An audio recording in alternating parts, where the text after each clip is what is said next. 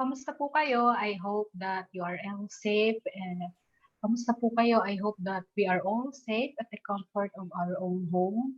I am happy and excited to be part of Bibal's webinar series for this week. Thank you very much, Bibal.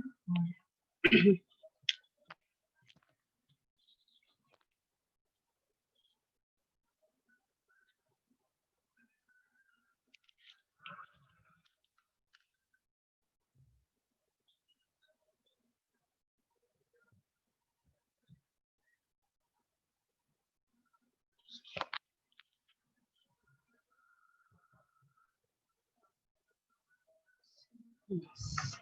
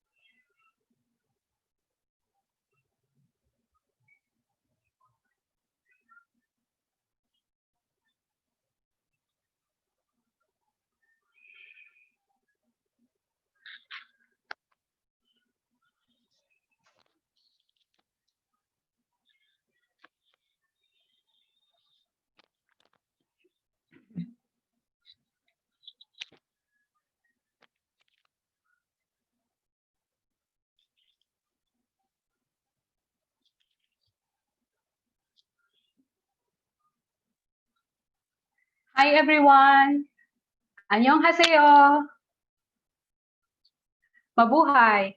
Kamusta po kayo? I hope that we are all safe at the comfort of our own home. I am very happy and excited to be part of Bibal's webinar series for this week. Thank you very much, Bibal, for putting up these online seminars. So, gusto ko rin pong magpasalamat dahil nabigyan po tayo ng pagkakataon to share and hopefully to inspire our viewers for this afternoon.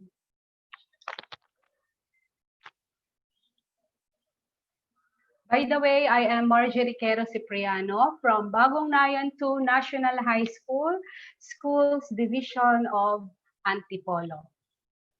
I was also a teacher at Bimapa High School, Division of City Schools Manila, also a former instructor at Polytechnic University of the Philippines, Manila College of Education.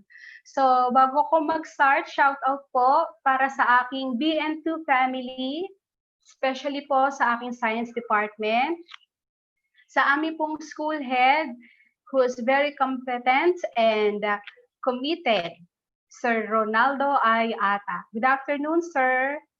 And on Sunday po, my mother will be celebrating her birthday. She's in Dubai right now. Hi, Mama! I love you! Happy birthday! And sa papa ko din na nasa bahay. Hello pa! Good afternoon! So mag-recap po muna tayo. Recap for this week is about self-learning webinar series. So, ang pinaka-objective natin is that how will our learners effectively utilize the self-learning modules na ipamimigay ng ating Department of Education. Okay? Our topic for this afternoon is about enhancing developmental motivation to self-paced learning or autonomous learning. Narinig na po ba ninyo yung salitang self-paced learning or autonomous learning? So for this afternoon, our roadmap is, first, we will discuss what are the new normal in education. Second, we will define what is self-paced learning or autonomous learning. Because in some books, yung self-paced learning is being referred to as autonomous learning. Kaya po meron siyang slash dyan. The third topic or subtopic is about why consider self-paced learning or autonomous learning. And last but not the least, how to enhance developmental motivation to self-paced learning. For the objectives, I hope that our participants or our viewers will be able to meet the objectives posted. Number 1, define what is self-paced learning or autonomous learning. Second, name the benefits of self-paced learning or autonomous learning. Third, cite and apply the techniques in enhancing developmental motivation to self-paced learning. Before we start our discussion proper, let me show first the succeeding pictures. Next, please. Yan. So, yung ating pong pictures na nakikita ninyo at saka yung video po na mapapanood ninyo, lahat po ay personal owned ng inyong lingkod. Ang iba po ay ipinaalam ko po. Okay, so the first picture is telling us yung paggamit ng thermometer considering yung distance, physical distance. Okay, this is Miss Apple as she enters her office. Next, please. Yan. Ito daw yung naging panahon na kung saan tayo ay naging alcoholic. Maya't-maya tayo nag-alcohol kapag hindi available ang soap and water. So, makikita natin ang paglalagay ng alcohol after siyang mag-biometric tapos nag-log. Next, please. Yan. So, ito pong picture na ito ay hiniram ko po kay Ma'am Gia. Hi, Ma'am Gia. Thank you for the pic. Okay, so makikita po natin na of course, teachers are wearing their mask. Kahit po nag-groupie sila, nandoon pa rin yung ating social distancing. Okay, so anong ibig sabihin nito? The pictures tell us that our lives are upheaved by the changes brought by COVID-19. But what about in the aspect of education? Next, please. The new normal for education requires us to unlearn what we have always known. Basically, going to school every day. Sabay-sabay na papasok ang mga estudyante, ganun din sa oras ng paglabas. May mga dalang bag, malalaki, di ba? May mga nakatrolley pa para sa mga elementary pupils. Pagpasok natin sa school or sa classroom, makikita natin the rows of desks. Okay, makikita natin si teacher having her lecture or having his lecture. Kasama din dyan yung print exams. Pagka card giving or card distribution, nandyan sila parents to visit the school. Ang tawag natin dyan yung parent-teacher communication. So, for us to establish the new normal, we have to unlearn those things. Okay, next please.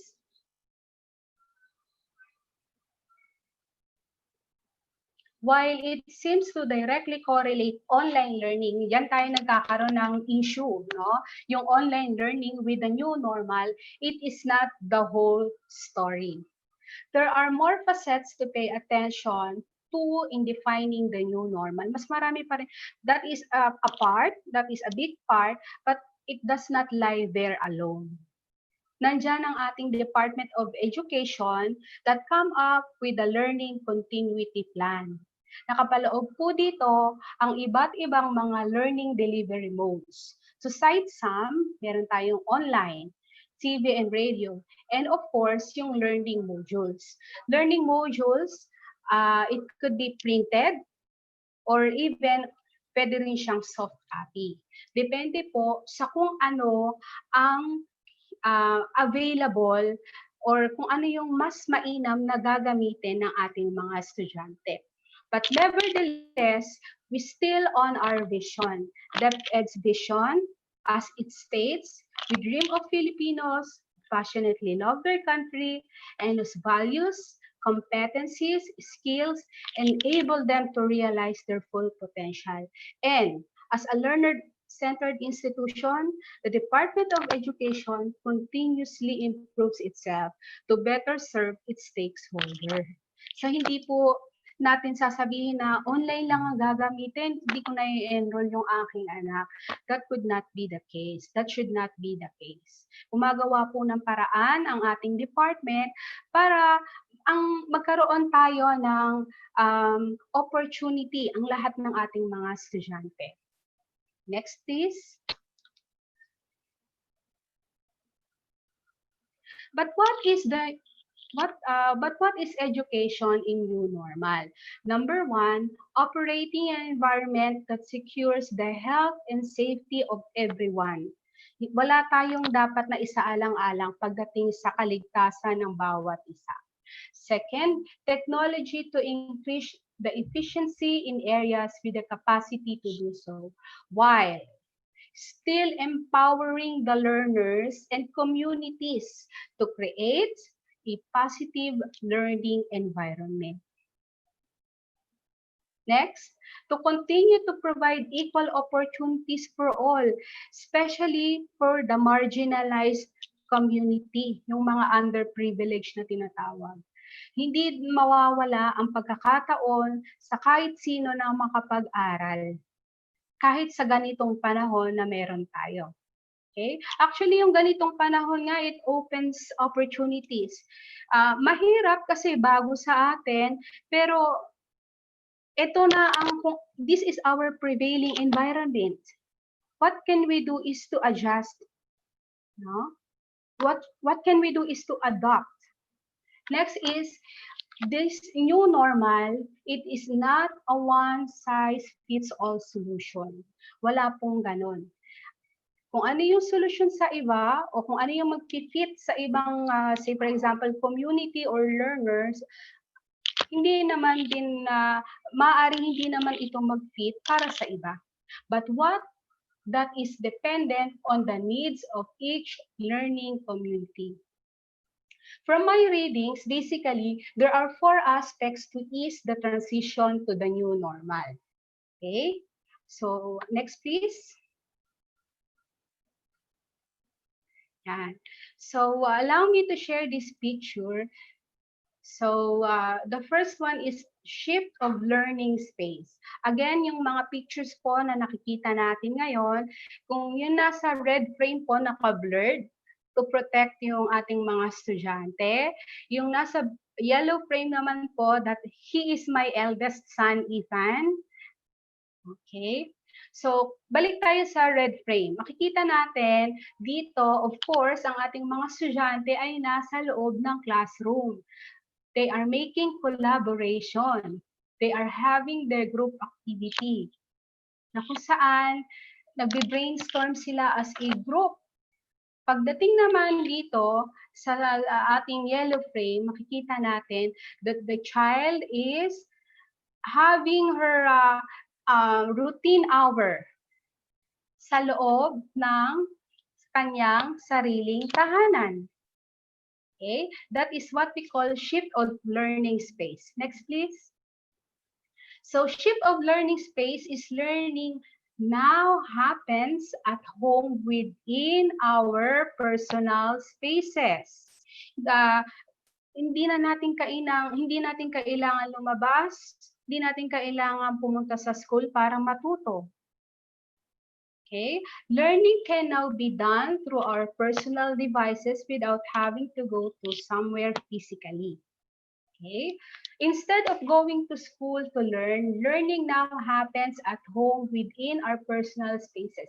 Because learning can now be done through our personal devices. Say, for example, laptop, desktop, cell phone, but without having to go somewhere physically or yung virtual. Along with that comes a shift in our social interactions. From physical to virtual, we still interact with the learning community we are in. Like what we are doing right now. Hindi po natin kailangan pumunta sa school sa ngayon para magkaroon ng in-service training or kung nakatapos na tayo noong May, ngayon naman di natin kailangang pumunta sa kung saan para merong matutunan. We can still exchange conversations with classmates, teachers, colleagues, lecturers. We are not cut off from learning community. Hindi ito nakapipigilan. We still have, we simply shifted our communication channels. Learning can now be done through our personal devices. Next, please. The second is shift of delivery. Okay? Makikita po ninyo sa red frame, yours truly is having her discussion. Okay? Bini-provide natin yan sa ating mga estudyante. On the yellow frame, makikita po ninyo yung aking nephew, si Ellie. No? So, hindi po siya pumunta ng school dyan, pero nandun pa rin yung pagkatuto. Okay? So, yung ating shift of learning delivery, next please. In a typical class, all students will be taught the same. Yan yung ating talaga namang ginagawa. They listen to the same lecture, do the same activities in the class, and complete all the same. They complete the same homework or assignments. At the end of the grading period, all students will sit for the same examination and will be evaluated based on the same rubric. Di po ba? Ganun lang ginagawa natin. Pero ngayon, as we shift to this new normal, individualized and differentiated instruction is provided. Meaning, teaching each student uniquely to meet unique needs and paces.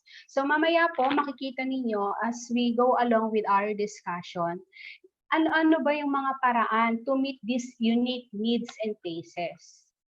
Another is, students can progress through the curriculum at different speeds and use different resources based on their own particular learning needs.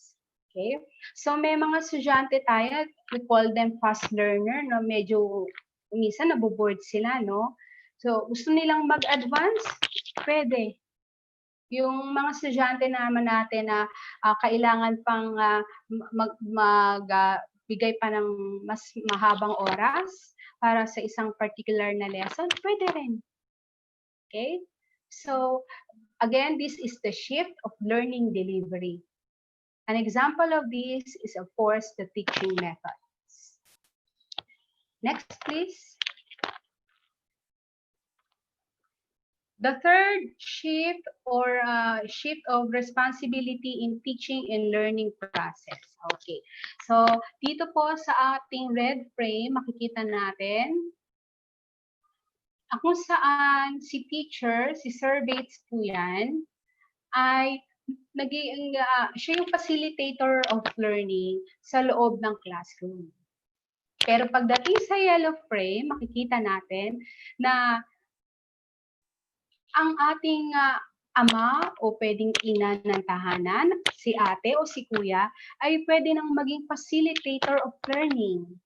Okay? Sa yellow frame po, makikita natin, my niece Elia, with her father, si Nards, tinuturuan, nabibigyan na ng pagkakataon si parents na maging guro para sa kanyang mga sariling anak. Well, in fact, talaga naman, we parents are the first teachers of our students. Next, please. The shift of responsibility in teaching and learning process, learning takes place in personal spaces. So napakadali na para sa nanay na magabayan ang kanyang anak sa pagkatuto. The entire household can act as learning facilitators, providing guidance and assistance to make the learning process pleasant for students. So, dalawa na sila. Say, for example, si nanay at saka si anak, hand in hand, nagkakaroon ng bonding and of course, nagkakaroon ng pagkatuto. At it's not only that, nagkakaroon din tayo ng real-life examples, giving demonstrations. Halimbawa, sa pagluluto, nakikita ng anak sa lesson natin, halimbawa, sa home economics. No? Ano yung mga paraan ng pag-iingat sa pagluluto na ipapakita yun ni nanay. Or even having simple conversations. No? Marami yung curiosity ng mga anak natin ay hindi siya natatapos lang hindi lang ito nagsisimula pagka pumasok sa paaralan. Ito ay maaaring mangyari right before our very own homes. Yung mga tanong ng bata, bakit ang ulap ay asul? Or why do birds fly? Mga ganon. So, having simple conversations. But still, we teachers can deliver the lessons and learning materials online. Next, please. The last shift in the new normal is the shift in learning evaluations. So, ito pong litrato na ito na nasa red frame, hiniram ko po yan kay Ma'am Candy Sayasa. Hi, Ma'am Sayasa. Again, the picture is put into blurred to protect our students. Pero makikita po natin that they are having the examination. Sabi natin kanina, no, ang mga bata ay sabay-sabay na nag-e-exam. They are being given same set of examinations or questions. On the yellow frame, makikita po natin na ang pagbabasa, yes, she's reading a book. Magkakaroon po kasi siya dyan ng book report. Depende sa kung ano yung magsusut sa ating estudyante. Nandiyan po yung self-paced learning. Okay? So, next please. Shift in learning evaluations. We used to evaluate or assess our learners because of or assessment of learning by giving them grades. But in the shift of learning evaluation, the assessment now is for learning. The use of the results to know whether the intended learning outcomes have become achieved by the students or whether they need to do extra work to help them. Okay? Formative assessments like science project, demonstrations, math challenge games, traditional book reports are now more desirable means of gauging sa pagsukat of how much our students have learned, how much our students have learned in a particular topic. Next, please. Now, as we have cited, nakapag-establish na tayo ngayon ng ating springboard. The transition to the new normal in education. Meron tayong binanggit na 4 na shifts. Shift in learning space, shift of delivery learning, or rather shift of learning delivery, shift in responsibility in the teaching and learning process, and shift in learning evaluations. The question now is that yung ating naging topic,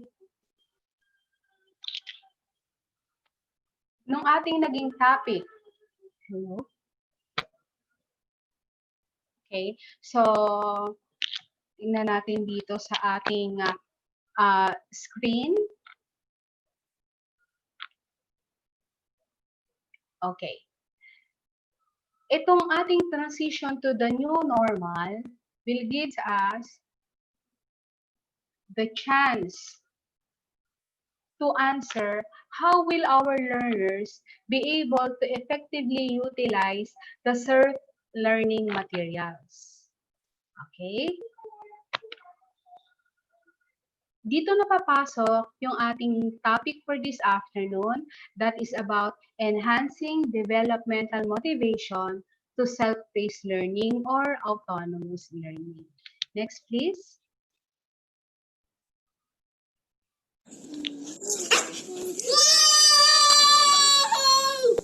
Ayan po ay example ng demonstration.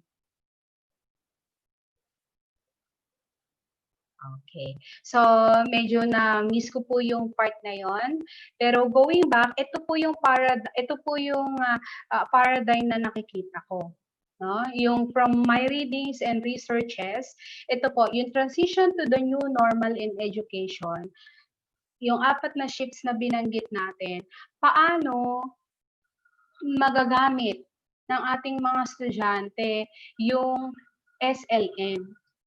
Kasi nasanay tayong lahat na kung saan papasok sa school para matuto. But this time, our department will provide self-learning materials. And again, for this afternoon's topic, I will give you the ways on how to enhance the developmental motivation to self-paced learning or autonomous learning. Next, please. Let us first define what is self-paced learning. Marami po akong nabasa pero may mga ilan po akong ibabahagi. According to Schimmer, self-paced learning is an approach to learning with which learners hold the power or right to regulate and control their own learning activities. Learners are in charge of their own learning process with autonomy. Autonomous learning is also called self-directed learning. Next, please. While according to Rousseau, self-learning or self-paced learning is a method that allows the students to design their own learning experience, not only at their own pace, but according to their own interests and learning preferences. Pace, interests, preferences. Diba? Saya-saya nun para sa ating mga estudyante. What will suit them? Okay? The role of the instructor now is to provide guidance or feedback on the proficiency and tailor the learning environment to students' needs. Next, please.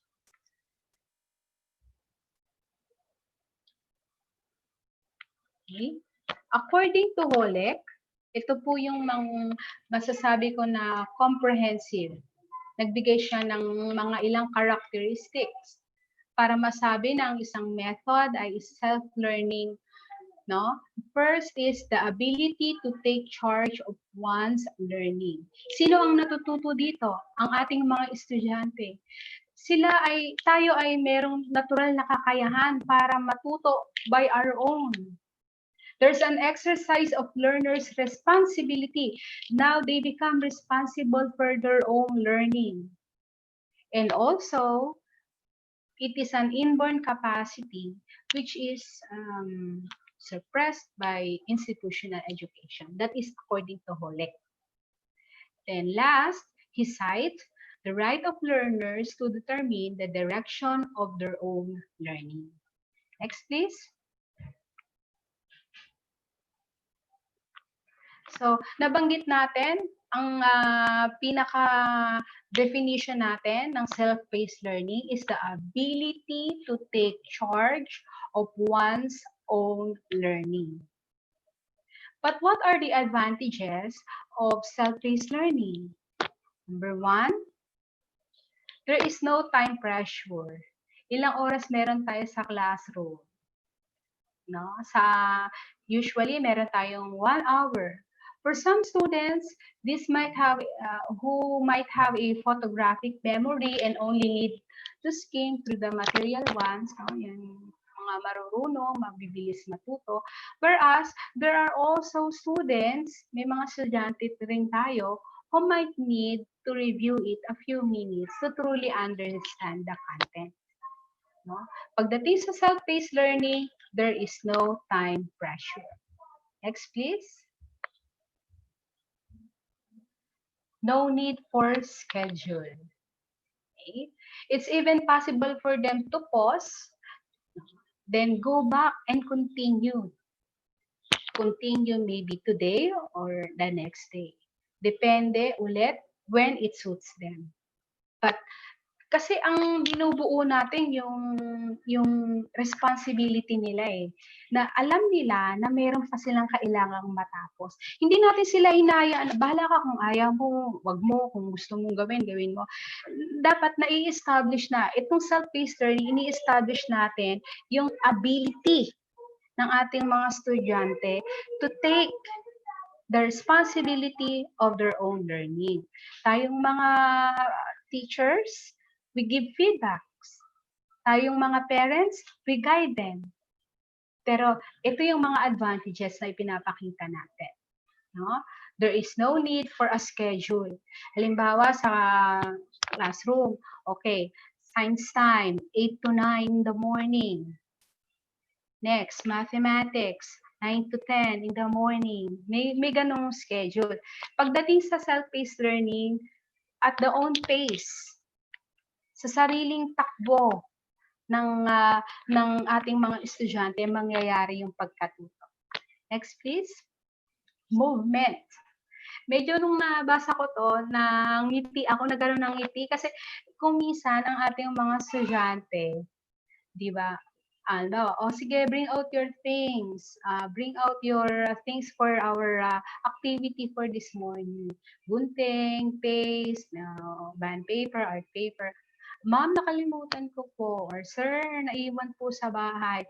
Ngayon, wala na silang excuse.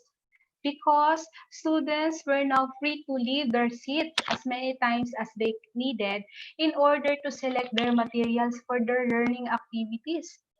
Paano nangyari yun? Again, they are inside the rooms. Wala nang maiiwan, wala nang makakalimutan. Naiwan, nabasa, nanakaw, o kung ano man. Nandiyan na, the resources are right before their very own homes. Next, please. Again, self-paced learning suits different learning styles and needs. Learners who want to finish the lesson fast don't have to wait for others. Whereas learners who need more time to grasp the content can do it at their own pace. We do not judge them.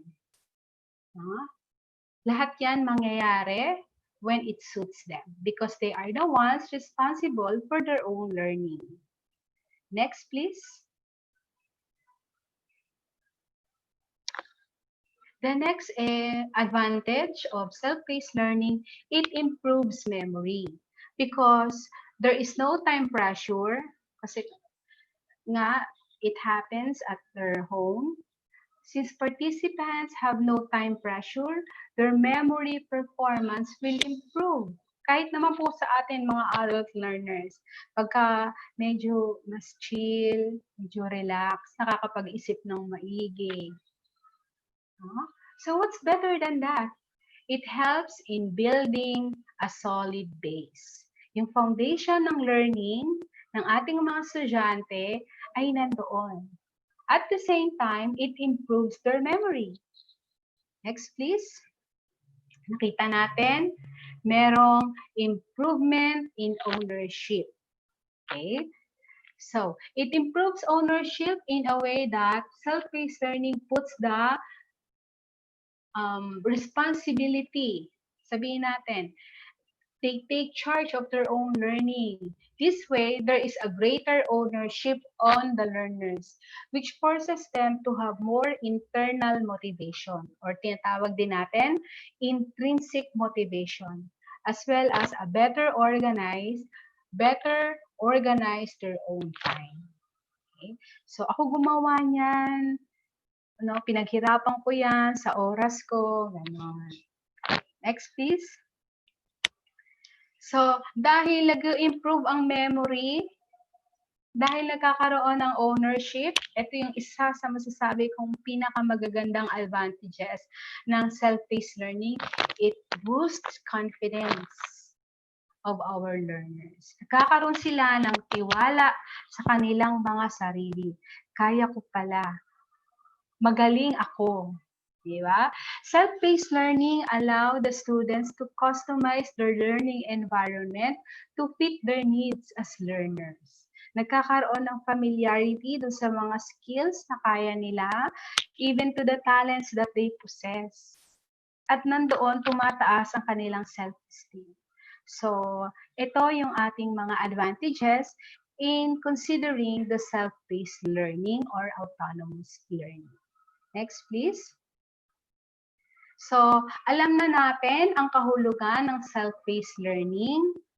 Again, that is the ability to take charge of one's own learning.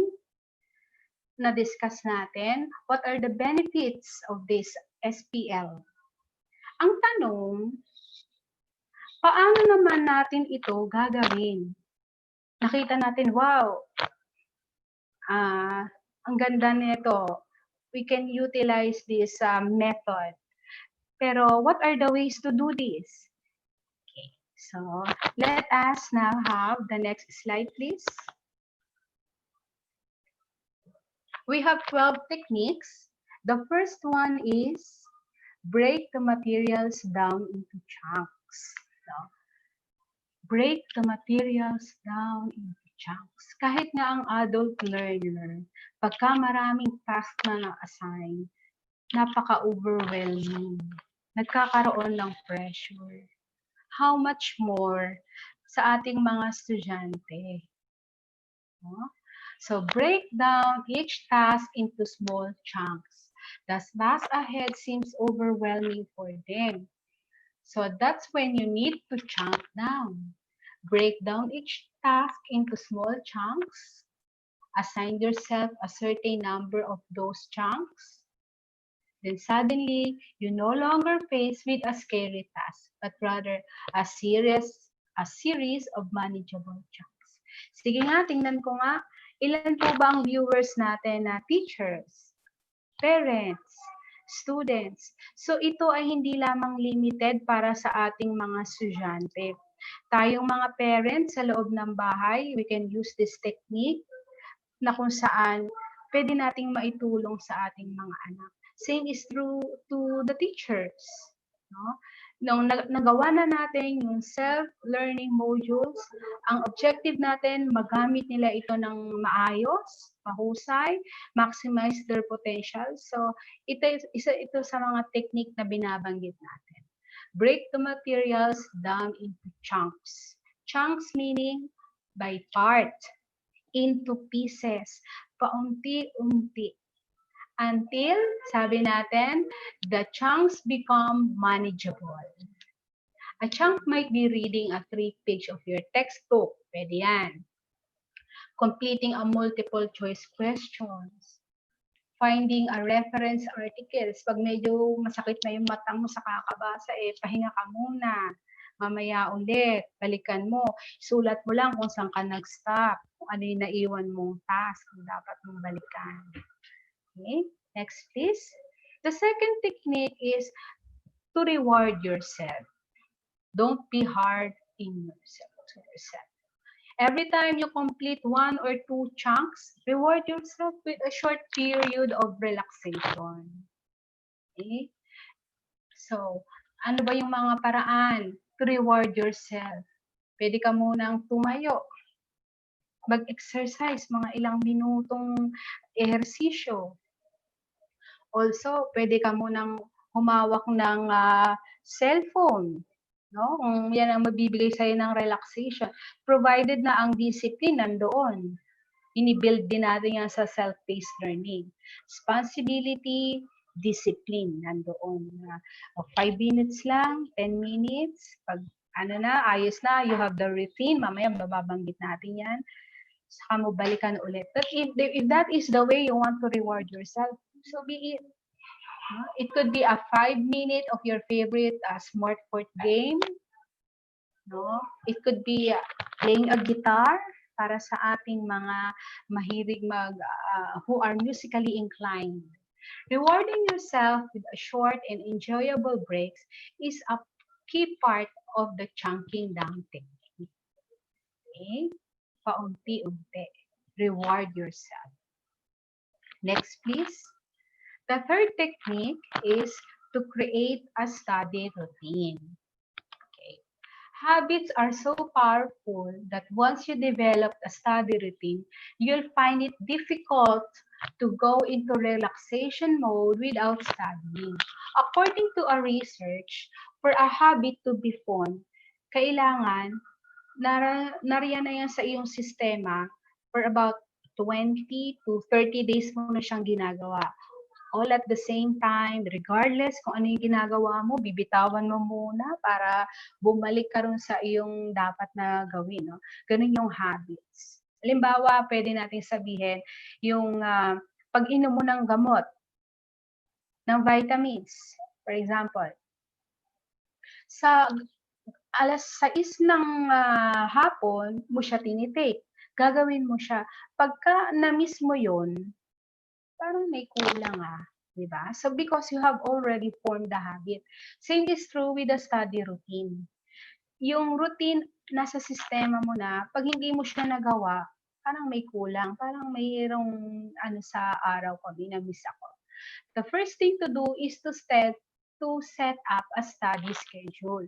Ano ba yung preferred mo? Kailan ka ba hindi pwedeng pag oras ng naantok ka kasi, di ba? Dapat ang focus nandoon. Di rin naman pwede yung nasa loob ka ng bahay, tas yun yung oras na parang nanonood ng TV si nanay o si tatay, maingay, no? So, ang bata pa rin ang mamimili when is the best time to study. No? Let them choose. Let them free to choose. So, you have to write down your own list of reasons for studying hard. Bakit ka ba nag-aaral maigi? Then, pwede mo siyang ilagay sa iyong lamesa for guide, for motivation. Diba? So, ang routine natin dapat ma-establish. Once it is established, things will follow. Next, please. If you have your study time or study routine, you must now know how to organize your time. How to organize your time. Create a study schedule in a form of commitment. Kinakausap mo yung sarili mo, meron kang journal, meron kang diary.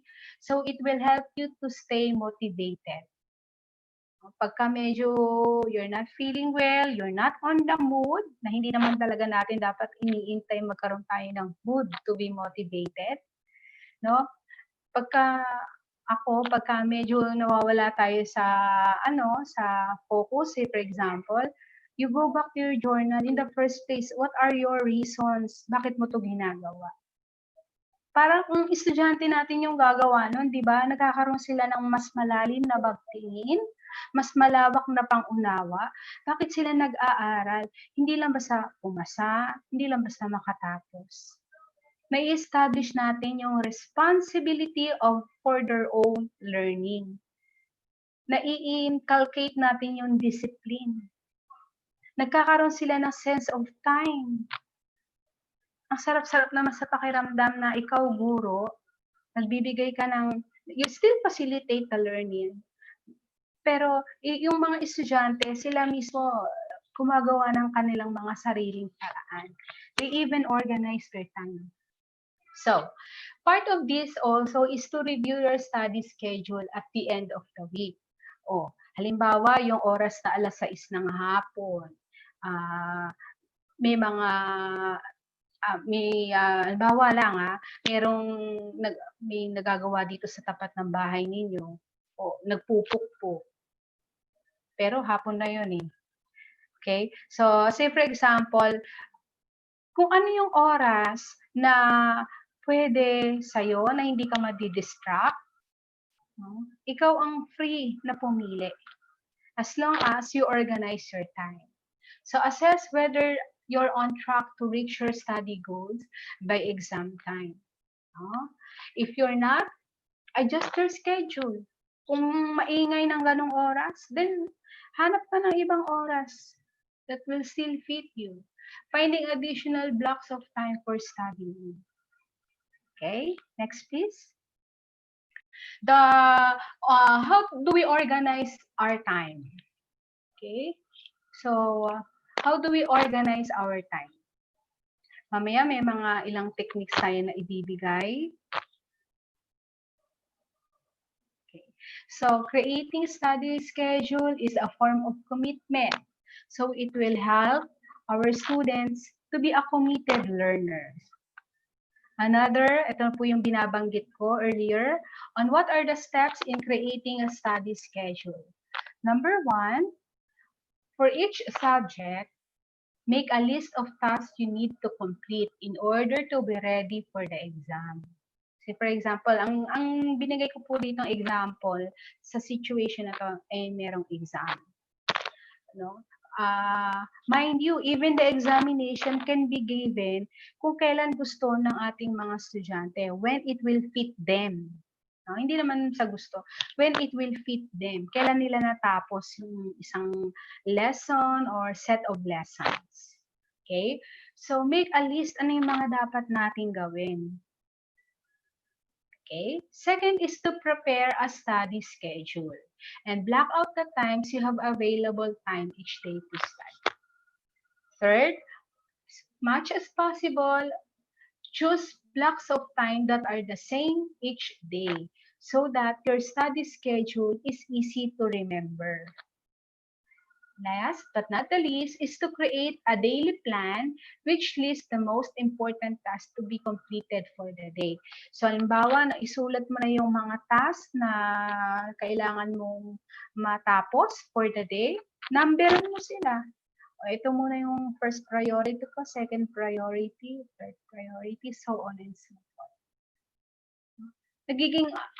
Kaya siya tinawag na organized time. The fifth technique, next please,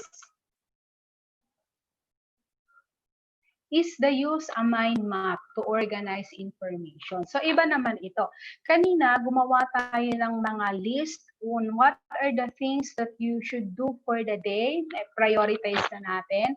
Ngayon, sa isang lesson, halimbawa na lang sa araling panlipunan, maraming mga dapat na i-review. Example, no? Pwede tayong gumawa o gumamit ng mind map. Meron po tayong instructional material sa grade 10. Ang ginamit po ng inyong lingkod ay yung mind mapping. No? Why yung mind map? Because mind maps mimic how the work or how the brain works. We've been taught to use yung list, yung madalas na ginagawa, list down, summarize the information. A classic example is to do lists. But there are times when mind maps are more effective. Kasi mind map is flexible. Things makes it easier to get handle on the topic. Next please, pakita ko lang po yung example ng ating mind map. So medyo maliliit siya, pero ano yung una nating makikita? Colorful. No? Very good. So, itong mind map, isa sa mga characteristics niya, bakit siya effective? flexible. Ang bata, kung ano yung meron sa kanya, pwede siyang magsimula. Not necessarily sa ibang mga strategy, kailangan sa gitna agad magsisimula. Ito hindi. Kung ano yung naaalala ni estudyante, pwede niyang gamitin. Iko-connect niya, what are the relationships, integrate niya, and kung ang bata ay magaling mag-drawing, para sa kanya makakatulong yon, pwede siyang mag-drawing. Tapos may mga colors na nagpapakita ng mga relationships ng bawat isa. So, ang mind map na provide ko po sa inyo is about the nervous system. So, ito yung system na medyo complicated siya, masyado siyang maraming mga sala-salabat. Huh? Pero kung si bata, ang gagawa niyan, personal niya yan, no? That is his ownership, that is her ownership. Alam niya kung paano yan i-explain. Nakikita niya kung paano i-connect yung natutunan niya nung nakaraan sa lesson sa kasalukuyan. Ito yung kagandahan ng ating mind map. So use mind map because it mimics how our brain works. The sixth technique is to understand the topic. Okay. You should avoid memorizing. One of the keys to effective studying is to develop an understanding of the topic rather than just memorizing the facts. Develop an understanding of a topic rather just memorizing the facts. Paulit-ulit. In some situations, rote memorization may be required. No? Sinabi nating rote memorization, yung mga applicable yan sa mga examples kagaya ng multiplication table. Talaga namang dapat i-memorize natin yan. But more than memorizing, alam din natin kung ano yung relationship ng pagmumultiply. Pero hindi natin isinasantabi yung root memorization. Ang binibigyan natin ng diin dito is to understand the topic. This will require you to apply the principles to a given set of facts or to draw conclusions from a given set of facts. Understanding a topic is far more rewarding.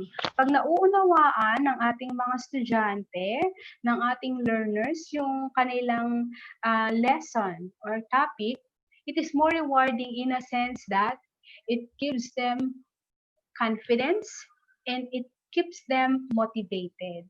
No? Ang sarap lang sa feeling na naunawaan mo yung ginagawa mo, no? And nakikita mo kung what are the relationships between and among these lessons. You are on the track. You are on the right track because you understand the topic. Next, please.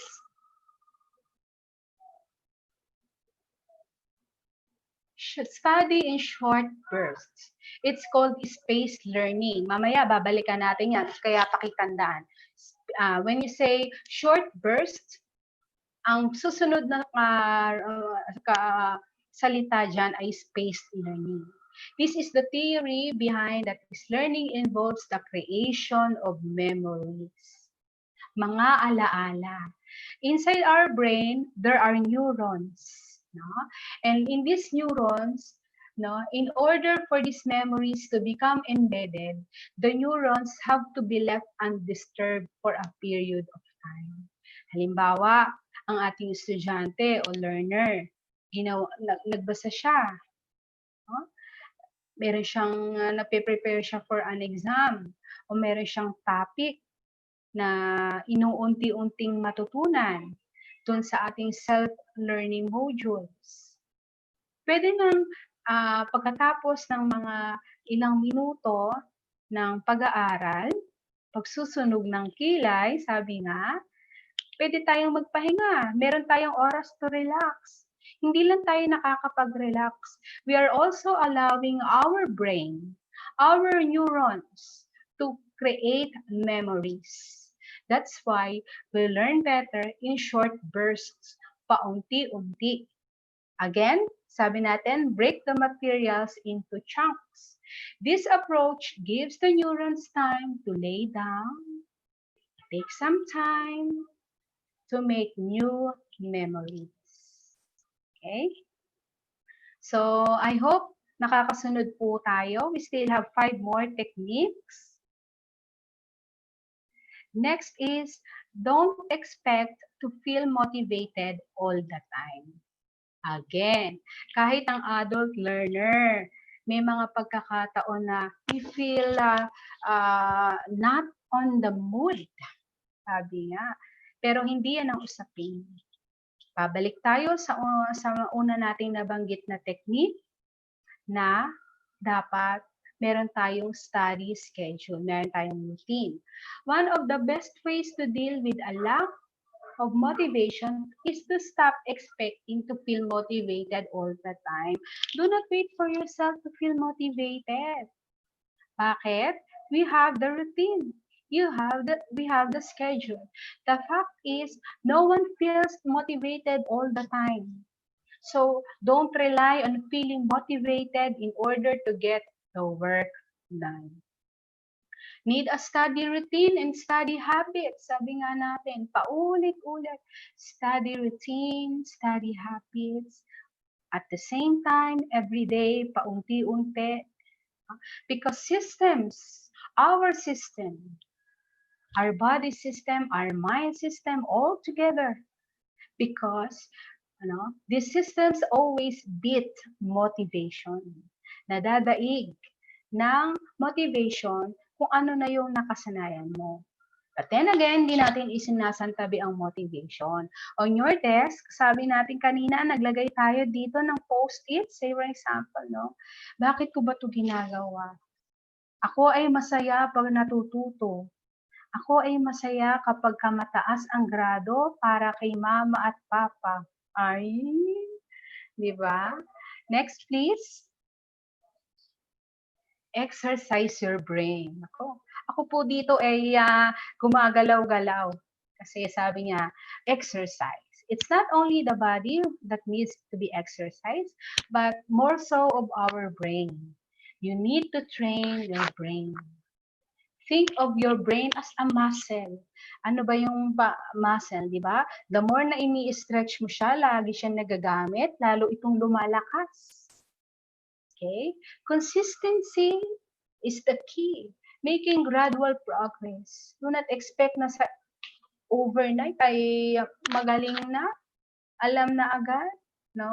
Ang sinasabi natin dito, nagkakaroon tayo ng established study routine, study habits, nagkakaroon tayo ng consistency. And we make a progress. No matter how small or big, still that's a progress. So, continually exercise your brain. Paano natin yan gagawin? Kahit hindi tayo nag-aaral, pwede tayong mag-exercise ng ating mga brain cells. Number 1, alagay dyan, reading, by reading, thinking through challenging world issues. Very deep, ano? So, ako naman, ang ginagawa ko sa editorial, meron na siyang binigay na topic, babasahin. Pag binasa mo, pwede kang mag-create ng iyong sariling opinion. Napapractice na yung inyong brain when it comes to writing. Also, the way you understand the topic, yung ating comprehension, no? Ang sinasabi natin dito, hindi naman natin kailangan mag-isip ng mga laging mag-aaral, puro aral lang, very serious na. Kahit yung mga sarili mong binabasa, yung mga estudyante natin, yung sa kanilang Wattpad, pwede silang mag-create ng kanilang sariling journal. Diba? Hindi natin inilalayo kung ano yung kanilang interest and preferences. No? So another way of exercising our brain is by doing puzzles or yun na nga, yung writing a journal. The greater, next please. The greater the variety of ways in which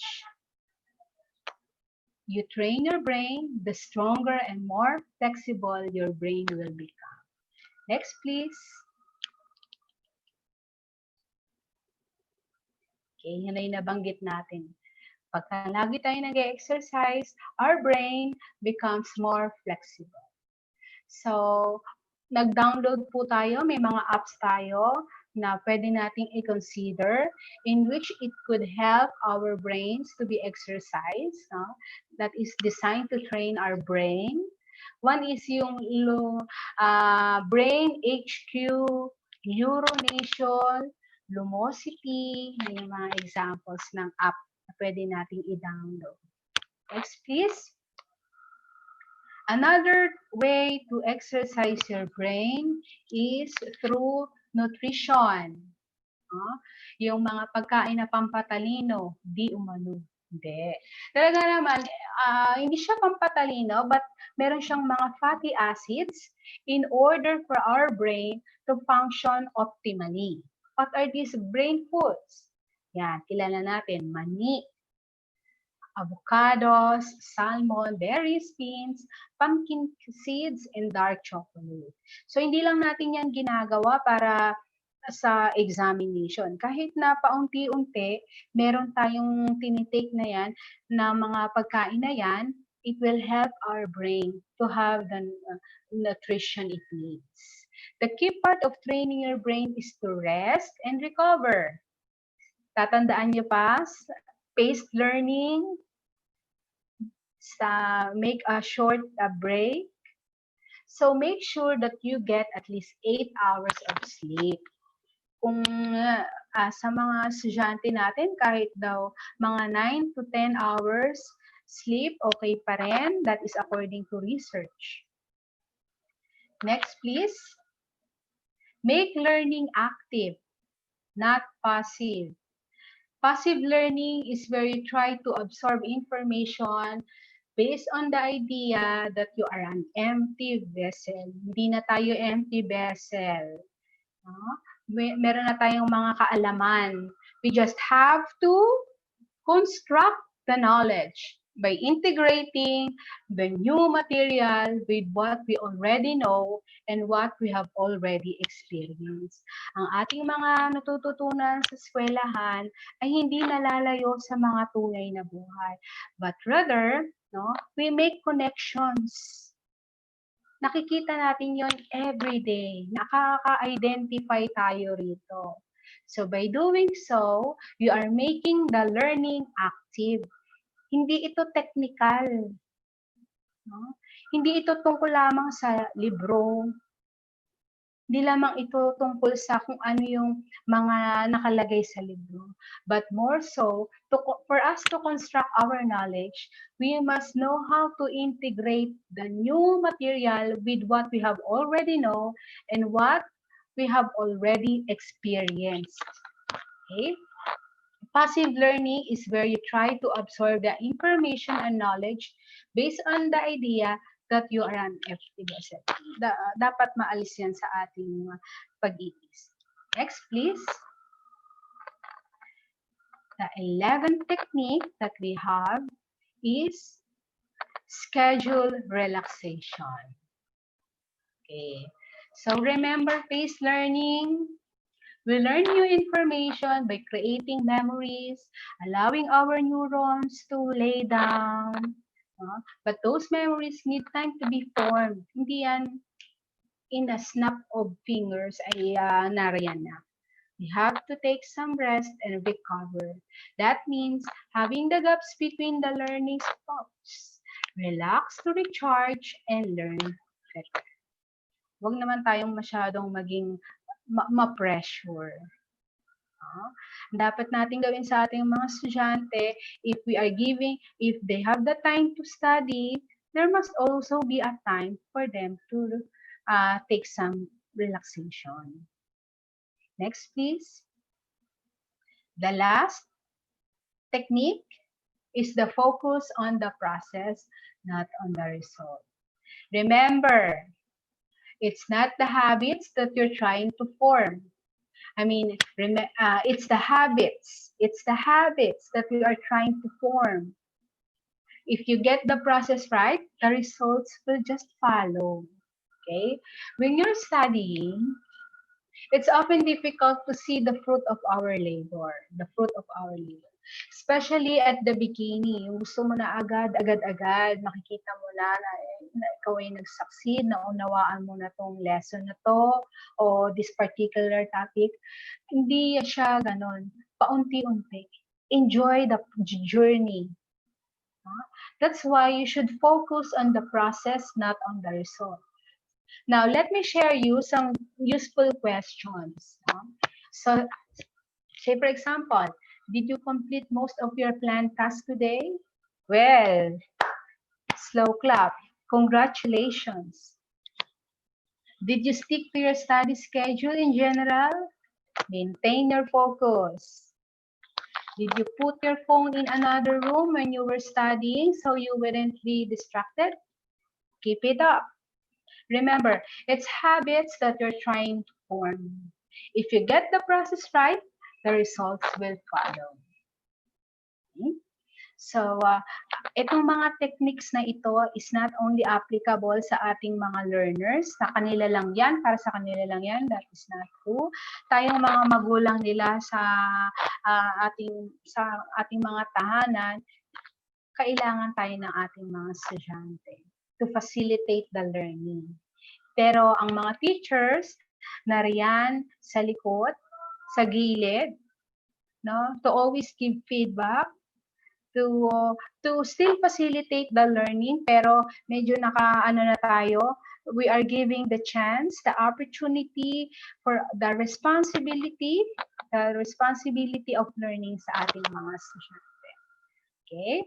So, to wrap up, self-paced learning is the ability to take charge of one's own learning. We have mentioned its advantages, so I highly recommend this method or this approach. Techniques were given so that our learners can effectively utilize self-paced learning modules. This is something different. Ang ginagawa natin noon as part of our routine ay pupunta sa eskwelahan para matuto o uwi sa bahay, mga ilang oras lang, babalik ulit sa school, ganun. But this time, with our prevailing situation right now, we cannot still go out na freely like we used to do. No? So, ang ating department ay nagpo-provide ng self-learning modules. May mga ginagawang paraan to do that, no? Ang tanong kasi paano kung nasa iyo na yung mga kamay, yung modules na yan, yung materials na yan? Itatago na lang ba sa bag at bahala nang matuto si bag? Hindi ganun ang usapin. Ang usapin ay, once these modules are handed to our students, what shall they do?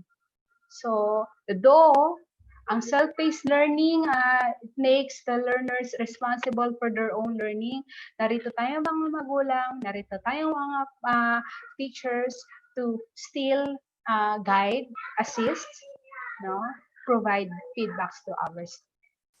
Okay? So, I hope that these words of Johann Wolfgang von Goethe will inspire you. Whatever you can do or dream, you can. Begin it. Boldness has genius, power, and magic in it. Okay? So, muli, magandang hapon po at mabuhay. Para po sa mga ilang katanungan, tingnan natin. No? So, from Grace Harabella, if we don't need schedule on our materials, paano natin ma-measure ang accomplishments ng ating mag-aaral for us to move on to our next module? So, ang sinasabi nating schedule dito ay hindi na yung schedule na sa loob ng ating mga sariling paaralan. Ang schedule na nakasanayan natin, kagaya na nabanggit ko, from 9, say for example, 9 to 10 a.m. mathematics, 10 to 11 Filipino class. So, hindi na siya ganon. Hindi na siya kagaya ng nakasanayan. But rather, letting our students choose their own schedule when it will fit them. Inside their homes, kung kailan yung walang masyadong distractions, kung kailan yung sila ay focused, kung kailan sila preferred na makapag-aral. So hindi natin sinasabi dito na we don't need schedule on our materials, no? We should find time to study. We should form the habits of, we should have the routine. Okay? Next, please, from Miss Elaine Cosico. Good afternoon, ma'am. May question lang po ako. Is it possible kaya na as teachers, we create schedule for the students to base on while answering the module like a guide po? Well, kasi ma'am, kung mababanggit natin sa kahit nung unang araw ng ating webinar this week, we are allowing our students to have their own preferences, interests, and paces. Siguro, pwede tayong magbigay ng mga suggestions, pero ang may final say dito, yung mga estudyante natin, no? At saka yung mga parents nila or guardians nila at their own homes, I'm sure na magre-remind sila, o nag-enroll ka, dapat meron kang oras para mag-aral. Pwede. Pwede tayong magbigay ng guide. You can provide them the guide. Pero ano yung sinasabi nating isa sa mga principles ng self-paced learning. Na ang sabi doon, that students have the autonomy to choose. No? Thank you for that question po. Now, so from Mr. Jason Kaarde, good afternoon. What evidence in the part of the students will support that they have enhanced and developed motivation? Okay, that they have enhanced their, okay, enhance and develop motivation in self-paced learning at home. Kasi ang gusto natin ditong sabihin, itong pagkakataon natin, that let us give our students the chance na kung saan ma-boost yung kanilang confidence na kaya nila. Tayo, step aside tayo to give support kung ano yung mga kailangan nila. Pero yung mga sasabihin natin na pipilitin natin sila na mag-aral kung kailan nila sa gusto o kung anong paraan sila pwedeng matuto. So, we cannot dictate that to our learners. So, paano natin malalaman na they have learned something? Meron po tayong mga pinoprovide sa ating modules na kung saan may mga susundan po tayong guide. Okay? So, another one is from